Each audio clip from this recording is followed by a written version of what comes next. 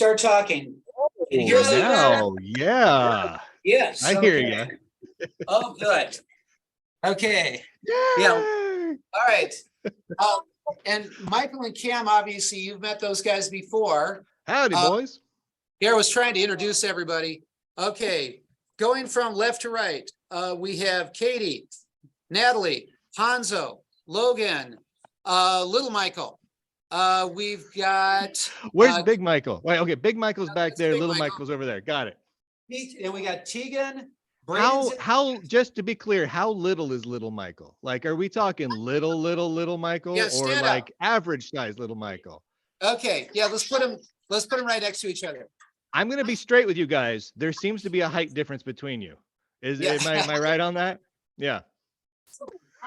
Okay, let's see here. Okay, all right, so Logan, go ahead and sit down. Sit down, Thank Logan. you. Okay, let's see back there. We got Grace and Tegan, Gavish. Over here is Rania and Sophie. So Howdy, everybody. This is roughly 25% of the crew. We have Nice. this year we have, well, let's see, fall session 2, we've got 47 members divided into 2 groups that are roughly Not equal in bad. size. Yeah, for a lug. Yeah, I don't know how many local That's a lot of nerds. I Yeah. like it. Yeah. And That isn't an insult. yeah, that's not No. an insult here. Yeah. That's love. A term of endearment. And so we, I guess right now about half of this group is actually out sick today. So we've had the flu just roaring through here big time. We had that in my house too. It was ridiculous. Yeah. Yeah, a bunch of kids are at home with high fevers, like my sister with 103. Okay. Brutal. All right. So guys, let me just take a second, introduce you. This is Bryan Lunduke. Bryan and I have known each other for a few years. He's a friend and lives in the Dallas area down in Texas.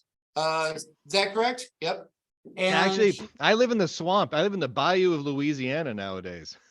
really far out. Next to the alligators and everything. Oh wow. Show us your window. It doesn't look there's nothing cool out my window. You gotta go a ways down the line to get it anything cool. All right. Now, Bryan is the head of the Lunduke Journal, and he's been doing a lot of stuff with locals and Substack and a few other social media things. He has a YouTube channel. He's done some podcasting, blogging, and former deputy editor at the Linux Journal. So May it have I rest in got the peace. whole resume?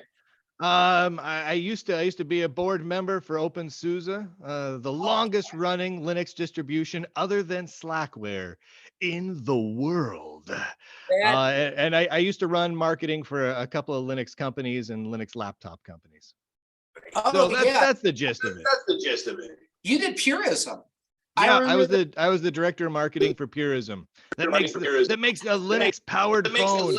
It was a good time.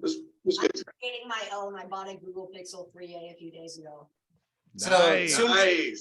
As soon as it arrives, he's installing Ubuntu Touch. Yeah. Of course you are. Good. Well, we've both been looking at the same phones, and I have to set money aside for my family for Christmas, and apparently he has money to burn. So, yeah.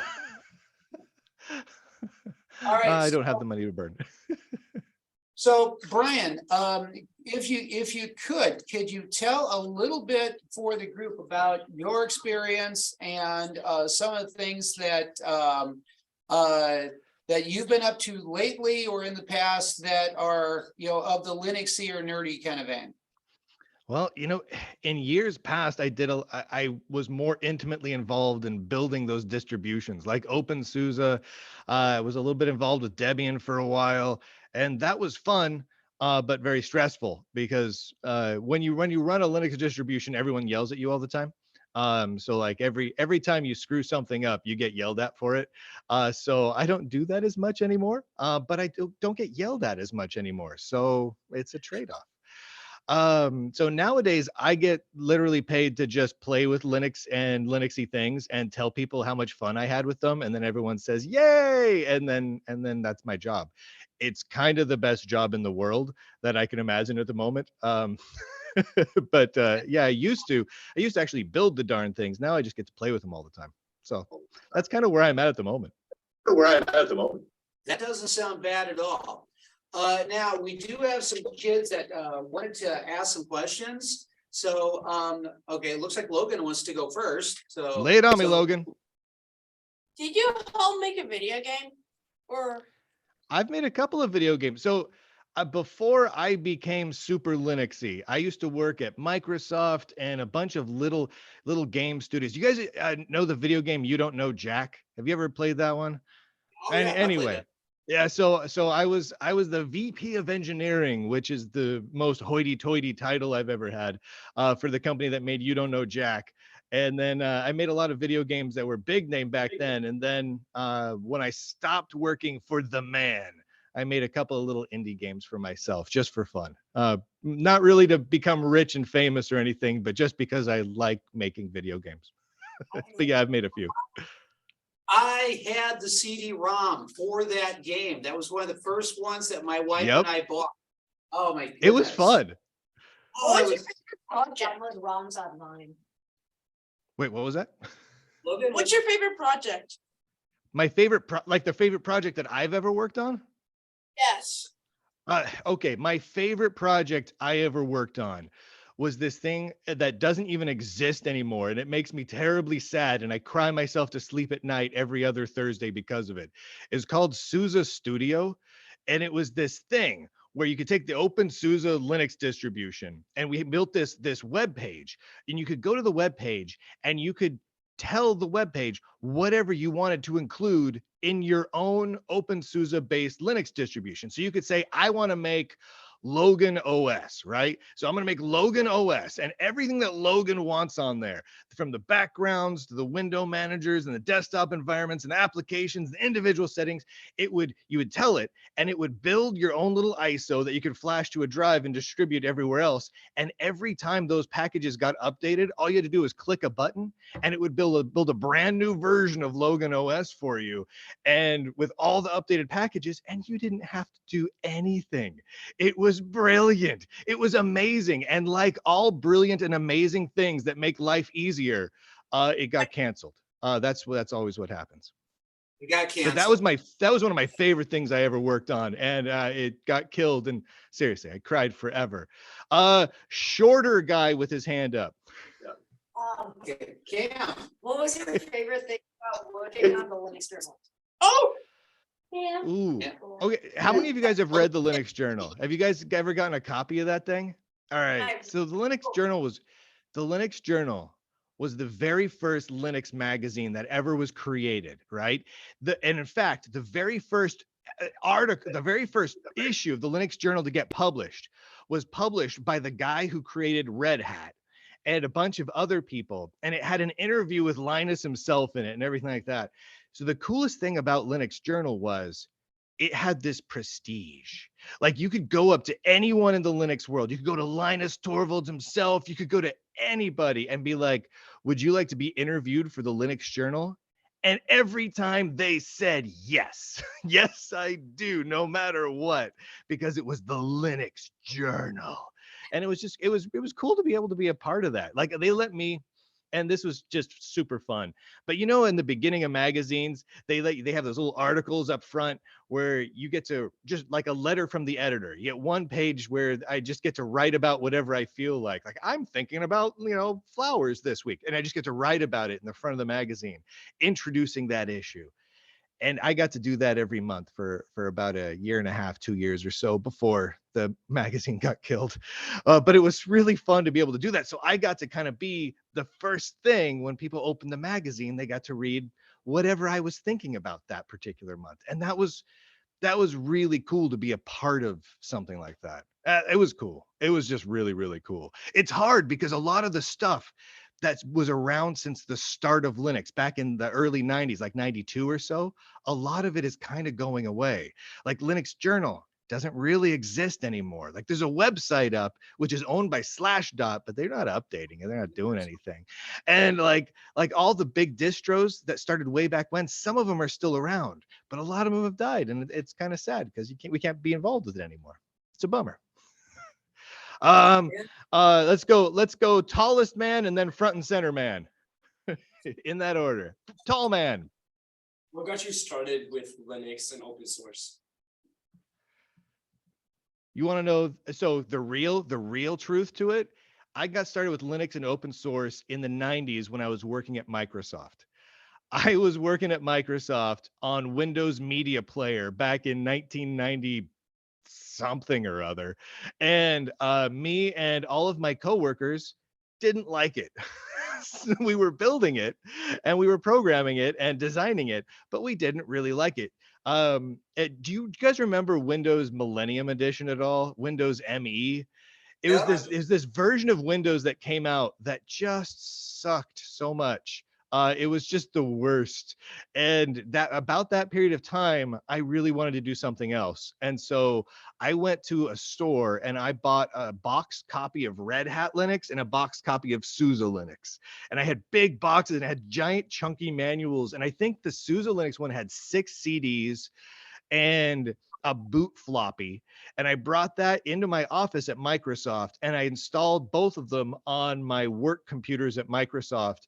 And don't tell my bosses, but that's pretty much all I did all week was play around with Linux. And I probably should have been doing my job, but I was just playing with Linux. That's what's got me started is I was supposed to be working better and I didn't. But that's when I started. Front and center. Talk Okay. about you, Logan. Logan, do you I have don't another? Okay. I guess there's 2 people front and center. Take your chance. Whichever one of you wants to go next. Let's go with him. Yeah, in the back. Hold on. Brayden, your question. What is or was your motivation? Oh, get up. Hold on. What was that? Can you repeat that? What is or was your motivation? My motivation? That I don't know if you guys can relate to this at all, but when I was a kid, I was a nerd. And when you're a nerd, you like to play with things. And I kind of like to play with things, right? That's what I'm a 3,000-year-old man now, and I still like to play with things on my computers and install operating systems exactly like I did when I was like 12 and 13 years old. Well, I remember we had a PC that ran DOS something or other, some version or other. And I remember how excited I was when we got a new version because I got to install it. It was exciting. I installed a new version of DOS and I'm like, yay. And I freaked out and I loved it. So now here I am I'm 1,007 years old and I'm still installing new pieces of software on my computer and getting excited because a new version comes out. And that's what's motivated me the whole time is I like doing this stuff and it's nerdy and I like it. Okay, guys, raise your hand if so far you've gotten the opportunity to install an operating system on a computer. If by now you've done it at least once. Okay. Yeah. Oh, yeah. So did I. About half of this group was raising their hand. We have some new faces that we're gonna do it 2 weeks from tonight. Okay, so if you haven't done it in 2 weeks, you guys will get your first chance at it. Michael, the tall Michael back there, we did something this year that we'd never done before. What'd you do? We have some students here at school. Well, first off, we have a lot of immigrant families that brought their kids to school here. But we have this new family that's very new to country and they don't speak English. So we had, and I don't read Russian. So Michael back there helped out with getting 4 laptops. We started with 1, but now it's grown to like what? 4? No, 5, I guess, because we sent 1 home too. Yeah, so we did like 5 different laptops in Russian. And that even meant like printing like these keyboard stickers to put on the keys. So you would have the English. Rad. And so like we've never done that before, but the reaction to it was so positive. Now it's like we have like 5 of them out there. It's pretty cool. That It is was actually really- super cool. So you like set up like, what is it, the Cyrillic key mappings and all that sort of thing? That's nuts. I love it. Okay, Natalie. What do you do for work? What do I do Yes. for work? I right now I write articles most of the time. That's literally, people pay me just to ramble about things. Like right now we're just talking, but this is also kind of my job. Like I've done enough goofy and ridiculous things in the software industry now that people want, for some weird reason, to hear my thoughts on things. And so I just tell them what I think about stuff, and they pay they pay my paychecks for it, which is not a terrible place to be. It took a long time to get here, though. I actually had to do a lot of things like build actual software before I got to this point. But yeah, that's what I do. Very cool journey. Yeah. It's not bad. It's not bad. What do you got, man? Uh, What do you got? When are you posting your next YouTube video? You know, I think the next YouTube video comes out tomorrow, but I don't do them on YouTube as much anymore. I do them less and less on YouTube as time goes on, just because I like some of the other sites better. You know what I don't like? I don't like sites with lots of advertisements on them. They annoy me. I like to put videos up and articles up places where, and this is a tangent, where there aren't ads all over the place, because I don't like the feeling that I'm making all of you, if you go watch my shows or read my articles or whatnot, I don't like that idea that you become the product being sold. Like, I don't want to put up a video that's cool and you can enjoy watching it, but then 10 different faceless mega corporations pay me a couple pennies every time you click a thing. I'm like, oh, well, that makes me feel like I'm selling you to them. I don't like that. It makes me feel kind of weird and yucky inside. So I like to post things where there aren't a lot of ads, and YouTube's got too many ads. So I don't do it on YouTube as much as I used to. I do it more on other sites that I can control. Okay. Very cool. Yes, the hand that is almost touching the ceiling. Yeah. What was your first computer and when did you get it? Wait, my first what? Home computer and when did you get it? My first home computer? Oh, I remember it all too well. The year was 1986. And I had a 286 clone computer, a giant beige metal beast. And the power switch, this is the best thing in the world, because computers nowadays don't have this. The power switch was huge. You ever watch a movie and like the action hero has to restore power, and so they go into like the sub basement and they got to turn on the power, and it's just this giant lever that they have to throw, and they go cha-chink, and that makes this big sparking noise. That's what the power switch was like. It was this big metal red thing, and when you turn it on, you go cha-chunk, and the whole thing sounded like a jet engine's turning on. It was loud. It was obnoxious. It weighed like 200 pounds. And objectively, it was an ugly metal monstrosity. And it was the most beautiful machine I have ever owned in my entire life. It had inside of it, brace yourself because this is bonkers, what was known as an MFM 40 megabyte hard drive. Now, I know you're thinking, who could ever use 40 megabytes? Not only was it 40 megabytes, it was double tall. So if you've ever looked at a hard drive inside of a laptop and seen it, it's about 3.5 inches wide and about a half inch tall to an inch tall. This one is about 4 inches tall, about yay big. It's a little bit heavier than the biggest sandwich you can get from like Subway, and it's just made of metal. And when that hard drive spins, it makes a grinding noise like they're jackhammering concrete. That was my first computer, and it was a 286, and it was beautiful. 640 kilobytes of whopping RAM, man. I was living the dream. That was my machine into the early 90s. My like computer downloads at like 10 megabytes a second. Yeah, well, back then I had a 2400 baud modem, and if I was lucky, I could download half a megabyte if I left my computer on all night long. Other So than beat the that. other than the weight, that sounds a little bit like Mrs. Carrot when she talks about the first computers that she and her brother owned, where they had a VIC-20 and Ooh. Commodore 64. Those, so my wife's computer, so she had. Those are beautiful. Oh, the VIC-20 was a gorgeous little machine. It was nice. Okay, Brayden. Where's Cam? Where's Jake? What do you like to do in your My free time? What do I like to do in my free time? Jeez, you know what? If this wasn't my job, this is probably like what I talk about now is probably what I do in my free time. But since it's my job, I get to do other things. I like to eat food. I like food a lot. I eat food and find food and make food and then eat more food. Food is delicious. Okay, Natalie. What do you like more, cats or dogs? Dogs, 100%.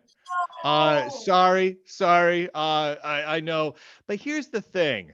Dogs are amazing, and dogs are the best, and cats are dumb. So there you go. It's official. It's science. I'm sorry.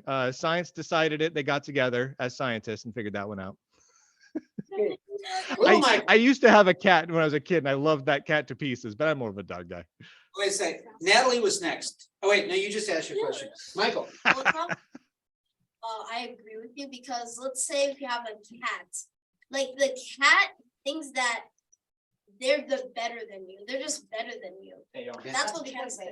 Yeah. Now there is an exception to this. Have you guys ever seen the Zoomer Kitty robots? Those little toy Zoomer kitties?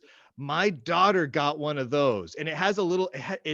Here's the thing, they're hackable and reprogrammable, and we were able to put sounds into it, so it was able to make sounds. So we made her Zoomer Kitty bark because she, at the age she was like 5. She thought that was hilarious to have a little robot kitty that made barking noises, and so we had to do that. That was a pretty cool cat.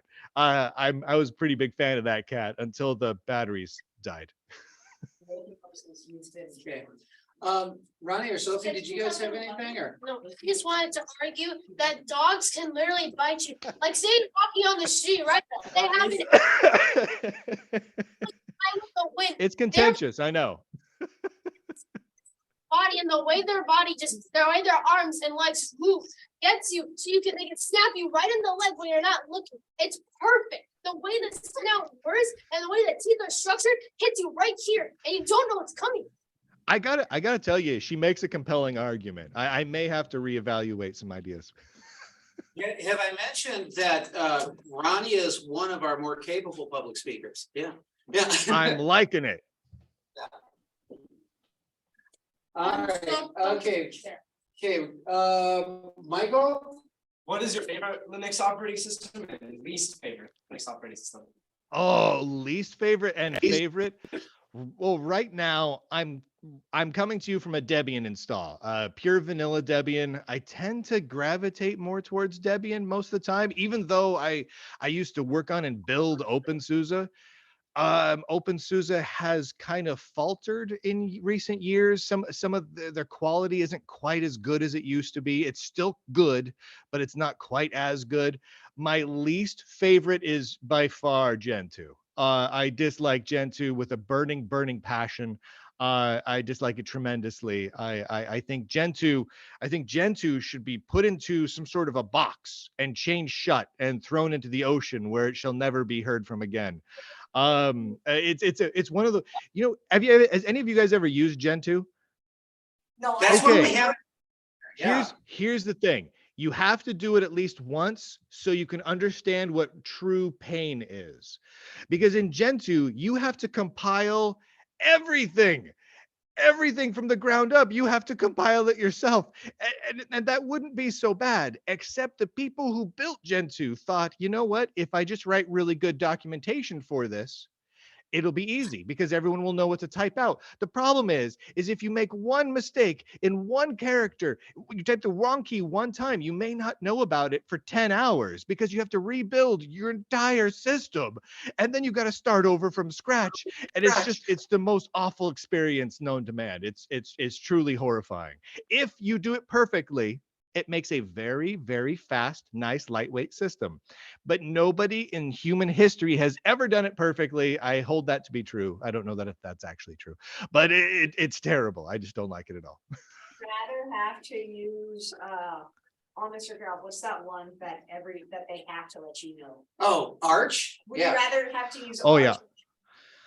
Okay, here's the thing. Arch is fun to make fun of, but Arch is actually not that bad. It's actually fairly well designed, but you have to make fun of Arch. It's part of becoming like a Linux nerd is you have to make fun of people who use Arch a little bit, but it's not like a mean making fun of. Like we kind of nudge them in the side, like I have a couple of friends that use Arch. And I'm like, oh, go ahead and tell me about how you use Arch, huh? But you do it in a friendly way. Like it's actually a pretty good system. And the people who use it are proud of it.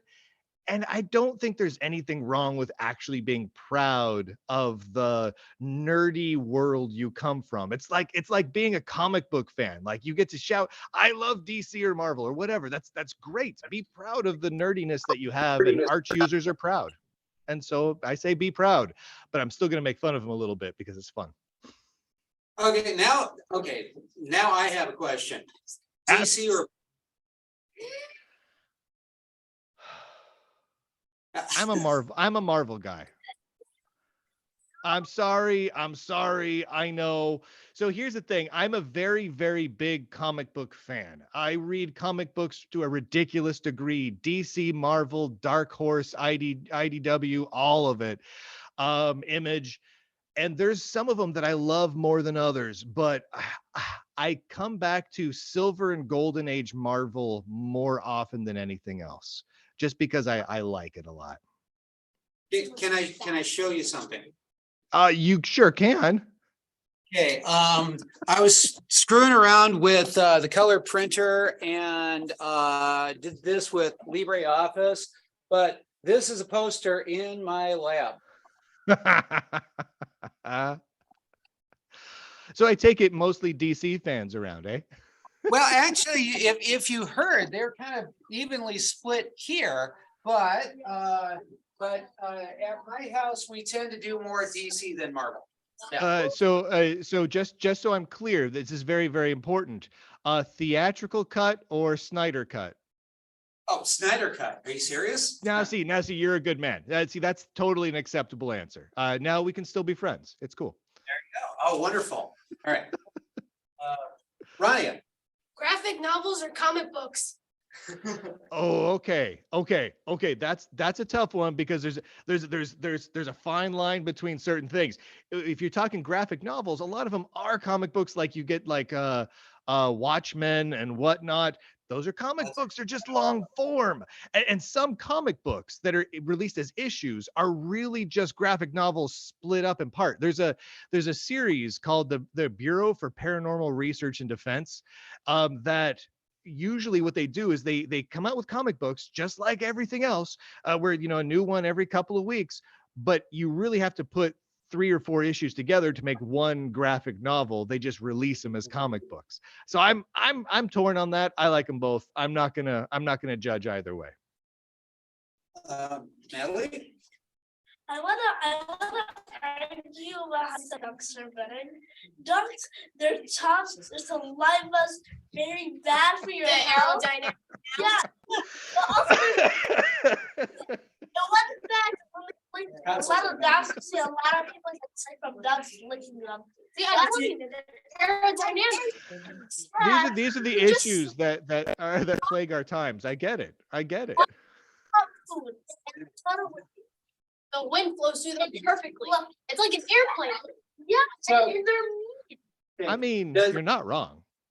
Yeah. Does anybody else have a question for Brian? I see Braden, your hand's up, kid. Braden? So we figured out you like food, but what is your favorite food? Ooh, right now. So me and my family are touring the United States right now, eating food. And we've been spending about the last couple of months here in the swamps of Louisiana, and we've been just immersing ourselves in Cajun food. So alligator, crawfish etouffee, all that sort of thing. And it is it is a mind-blowing experience because I've never spent a lot of time eating Cajun food before, and it is so good. Everything is smothered in something else, and the creamy sauces are delicious, and the cornbread has cheese and jalapenos and all sorts of crazy stuff in it. And the food should not be delicious. Do you want to chop up alligators into little bits and fry them?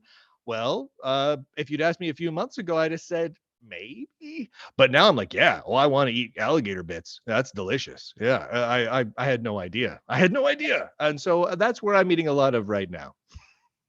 I just Okay. like food.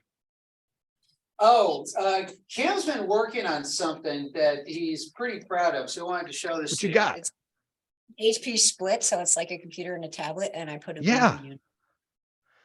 Dude, sweet, sweet. What current Unity are you running there? Are you running the last major branch, or are you running the new one that one guy made where he kept it going? That would be Rudra Saraswat, and that's the one we're using. So Love it. I was so blown away by his story that you have this guy that wanted to keep it going, so started the project to resurrect it, and he just got accepted as being an official Ubuntu flavor. That just And happened. Yeah. And he started this thing when he was 10. Yeah. I was just gonna say, he's in high school, right? He's in middle school, so kind of like Middle school. Awesome. Yeah, I'm gonna line up a video chat with him and my Oh, eighth yeah. grade class, kind of really close in age. That, and if we do a video chat with him, because there's a 10.5 hour time difference, we have to do it during my period 1 class, so, not too late. You know, Isn't that amazing and- though? Just absolutely stellar. I was talking to Shuttleworth about that. I want to say just like a month ago, and yeah, he was just blown away by that. So Mark Shuttleworth's the guy that the spaceman that started Ubuntu, and yeah. and Mark was just like, this guy's a kid. This kid came along and he kept a project going and so I'm friends with a lot of the people that started the Unity project, right?